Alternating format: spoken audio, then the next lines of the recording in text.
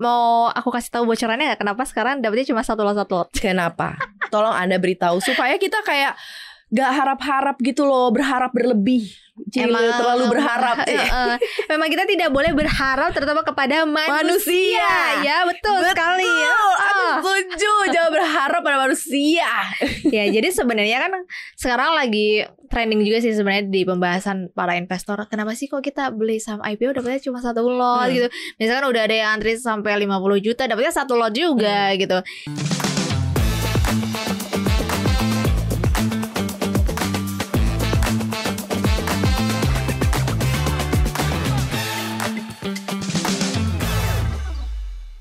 Hai Sobat Cuan, apa kabar? Selamat datang di podcast Cuap-Cuap Cuan. Ijo banget bajunya. Iya, seperti porto saya, sorry ya. Tapi dia baik sih Sobat Cuan. Iya kan? Selalu kasih tips and trick ya. Oke, bareng-bareng Katarina dan juga Susi dong, udah pasti pada tahu. Suzy hari ini ya. Setelah kita kemarin memberikan overview, not pom-pom, so sorry ya, overview terkait mengenai saham-saham IPO yang akan listing di Bursa Efek Indonesia. Iya betul. Akhirnya muncul nih banyak sekali kayak apalagi cukup ramai kemarin yang nonton ya. Karena penasaran. Ya lo bilang soal ini bisa ribuan persen ya kan? Gimana siapa yang gak mau dapet ribuan persen ya kan? Cuman akhirnya orang pada mikirnya gini, kalau gue telat, kalau gue gak sempet, gue masih bisa gak ya dapat lagi tuh barang nanti ketika benar-benar udah IPO. Itu yang pertama. Yang kedua, bisa gak ya gue dapat lebih sebenarnya, karena kan penjatahan di IPO itu kan sebenarnya cimit-cimit ya. Yang punya modal gede aja bisa dapatnya cuma dikit, apalagi yang retail modal cimit-cimit. Dapatnya pasti cimit-cimit banget gitu ya. Nah gimana tuh, karena kalau dilihat nih ya, transaksi order besar misalnya kayak berapa puluh juta, misalnya 10 juta lah, nggak tahu ya dapetnya satu lot. Iya kan. Oke, mau aku kasih tahu bocorannya nggak? Kenapa sekarang dapetnya cuma satu lot? Kenapa? Tolong Anda beritahu supaya kita kayak gak harap-harap gitu loh, berharap berlebih. Terlalu berharap. Memang kita tidak boleh berharap terutama kepada manusia. Ya betul sekali ya. Aku setuju, jangan berharap pada manusia. Ya jadi sebenarnya kan sekarang lagi trending juga sih sebenarnya di pembahasan para investor. Kenapa sih kok kita beli saham IPO dapatnya cuma satu lot gitu. Misalkan udah ada yang antri sampai 50 juta dapatnya satu lot juga gitu. Jadi nih ya, kalau teman-teman tahu, jadi sebenarnya pembagian IPO itu sekarang tuh dia dibagi secara proporsional.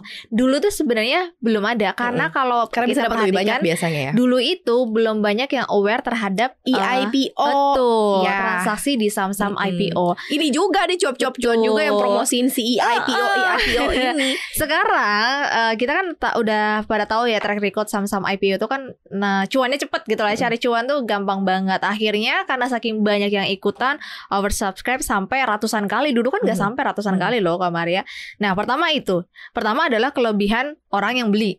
Kemudian akhirnya gimana caranya, ketentuan dari OJK, BI, dia membuat proporsional. Pertama adalah dibagi satu lot dulu. Oke. Gitu. Jadi nanti kalau misalkan ada lebih, baru nanti sisanya misalkan mungkin dapat 2 lot, 3 lot gitu. Jadi memang pembagiannya sekarang adalah proporsional satu lot dulu. Oke, jadi kalau ada yang pertama, kalau ada yang ngantri 100 dikasih dulu nih satu begitu. Jadi 100 lot untuk 100 yang daftar. Yes.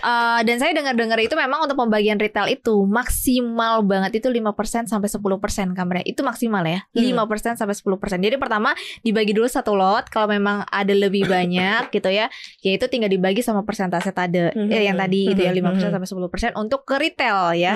Itu. Nah, kemudian satu sisi memang lebih diutamakan institusi. Institusi itu kan pertama bukan orang yang buang barang kayak retail. 1 hari arah, 2 hari arah udah jual. Itu mengganggu proporsional kinerja harga saham.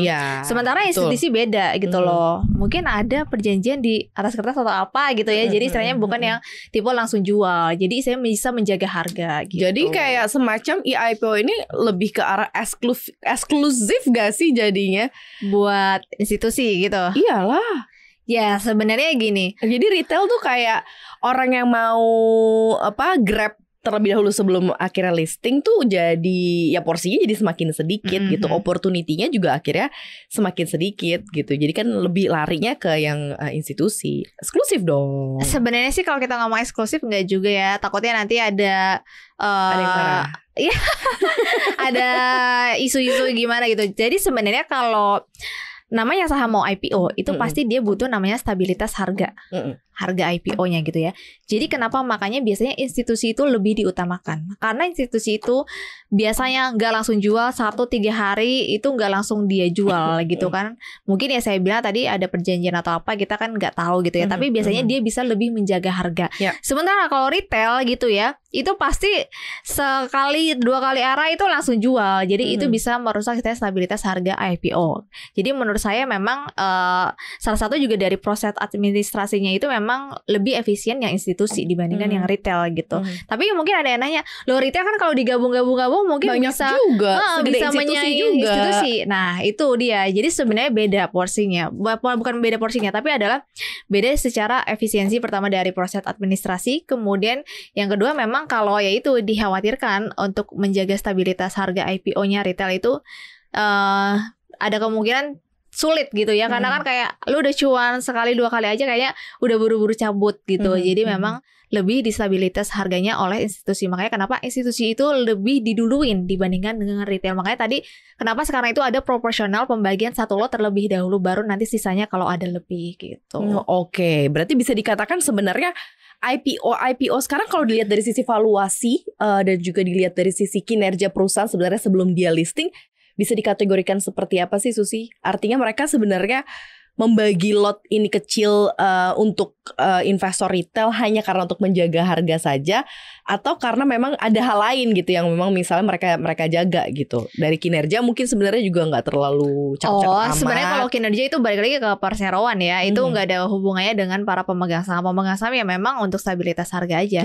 Cuma kan mungkin pertanyaannya sekarang kan seberapa besar gitu ya, maksudnya dari peran si underwriter-nya ini bisa bagi jatah ya. Sebenarnya kalau itu balik lagi dari ketentuan OJK ya, tapi setahu saya adalah pasti institusi itu diutamain untuk stabilitas dari harga IPO.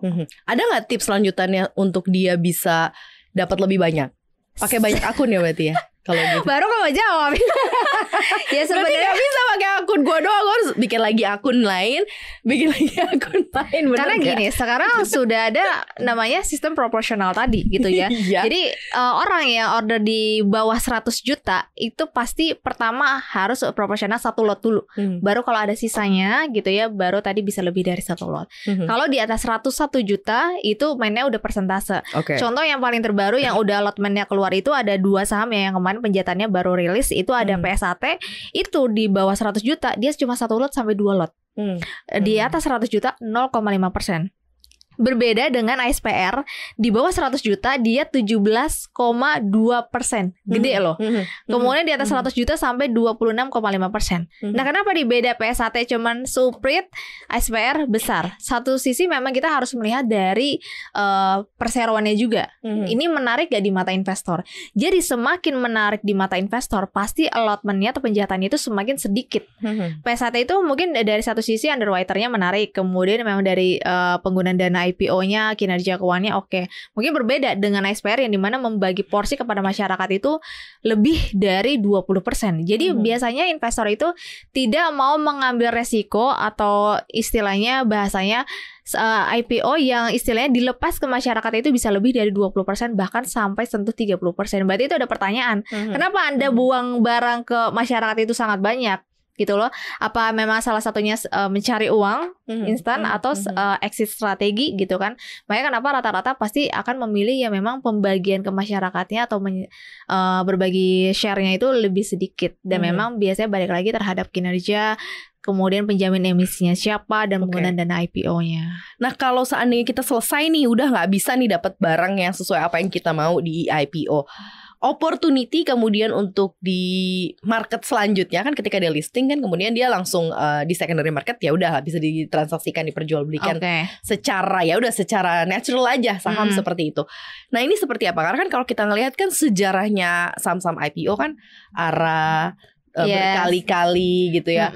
Apalagi kalau yang rekam jejak ada nama besar Betul, gitu ya. PP tuh. Belum lagi ada writernya juga. Betul. Biasanya yang megang peranan penting juga di sini. Nah akhirnya kan kemudian si retailers ini merasa bahwa oke nih kalau gitu gue mungkin cari another opportunity gitu. Lo ngeliatnya gimana? Sebenarnya kalau cari another opportunity adalah pertama ada banyakin duit. Itu udah paling benar sih ya. Supaya dapat persentase lebih gede. Supaya dapat persentase. Tadi 100 juta cuma satu lot. Di bawah 100 juta Di bawah sama 100 juta. ngepas 100 juta. Tapi kalau udah 101 juta mainnya udah persentase. Jadi dia harus dilebihin 1 juta ya sekarang ya. Iya. Betul. Silakan gitu. cari 100 juta minimal 101 juta. 101 juta gak bisa. Iya, Kalau pas 100 juta itu tetap satu lot. Baik Ibu 101 juta ya, ya Sobat Cuan. PR kalian bagaimana cara mencari uang 100 juta 101 juta. Oke, biar lo dapat penjatahannya bukan satu lot tapi persentase. Betul. Oke. Kemudian Next. yang kedua adalah seperti yang Maria bilang tadi, kita mungkin bisa minta ibu, bapak kita, adik, kakak kita bikin akun. Itu sebenarnya nggak masalah, nggak apa-apa gitu. Itu kan memang akun masing-masing orang yang mungkin dibantu untuk dihandle gitu untuk membeli IPO. Itu nggak masalah sebenarnya, bukan yang melanggar hukum atau gimana. Jadi biar satu keluarga kalau dapat satu lot ada 5 keluarga kan dapat 5 lot lumayan gitu kan.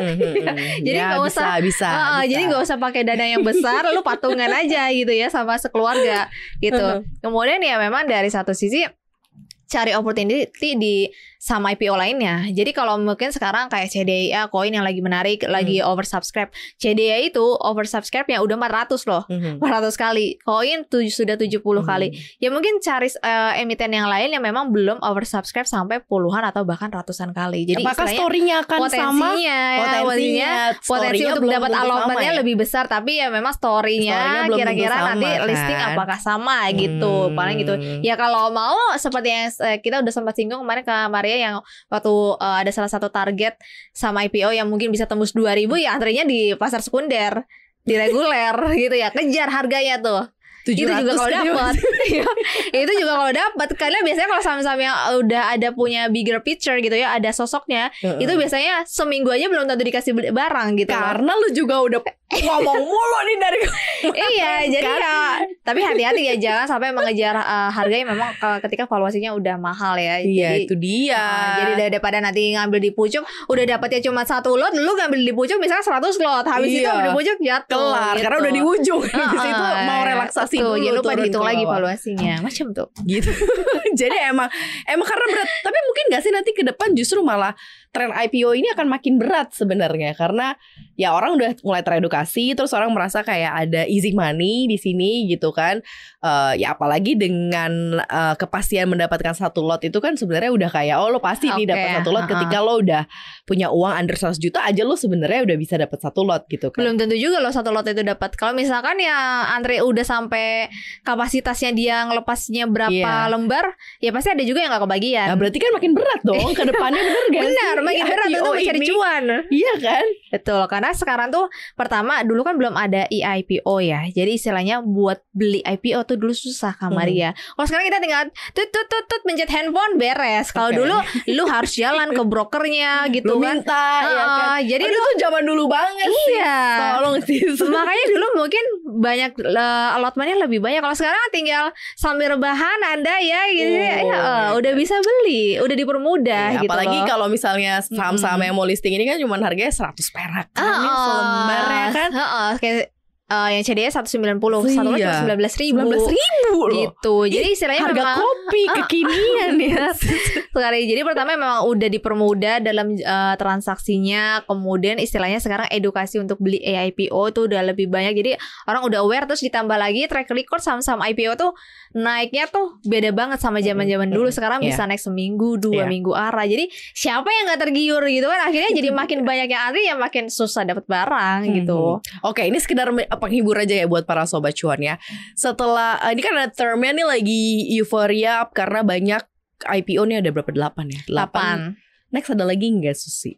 Sampai akhir tahun lah. Ada berapa lagi lah kira-kira gitu? Sebenarnya kan belum targetnya ini ya 1.000 BI kan ya. terakhir kan nih BI iya, harusnya sih masih ada. Cuman ya nanti teman-teman tungguin aja ya. Tungguin aja mana yang mau di-mention gitu ya. Siapin uangnya di RDN gitu. Jadi langsung masuk gitu ya.